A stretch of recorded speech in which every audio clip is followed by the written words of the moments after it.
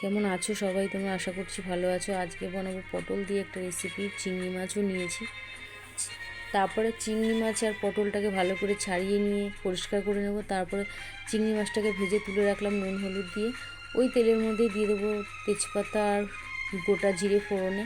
তারপরে আমি পটল আর আলুটাকে দিয়ে দিলাম।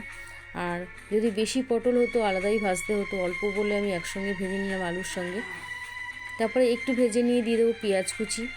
পেঁয়াজ কুচিটাকে দিয়েও একসঙ্গে ভেজে নেবো ভালো করে। তারপর দিয়ে দেবো 2 কোয়া রসুন, 2টো কাঁচা লঙ্কা আর একটু সামান্য আদা বেটে নিয়েছিলাম, ওটাকে দিয়ে দেবো। আর দিয়ে দেবো টমেটো বাটা, একটা টমেটো নিয়েছি। হলুদ, জিরে, ধনে, লঙ্কার গুঁড়োটাও দিয়ে দিলাম। দিয়ে ভালো করে সব মশলাকে ভালো করে পটলের সঙ্গে কষিয়ে নেব। পারলে একটু জলও দিতে পারো, জল দিয়ে দিয়ে কষালে কিন্তু মশলাটা পুড়বে না। তারপরে সামান্য চিনি দিয়ে দেবো। চিনি দেওয়ার পরে আবারও কষিয়ে নেবো অনেকক্ষণ। কষিয়ে নেওয়ার পরে দিয়ে দিলাম জল, অল্প করে জল দিয়েছি, আমি খুব বেশি ঝোল রাখবো না তাই জন্য অল্প জল দিলাম। তারপরে আবার কিছুক্ষণ রান্না করে নিয়েছি। নামানোর আগে আর ঘি আর গরম মশলা দিয়েছি। রেসিপি ভালো লাগলে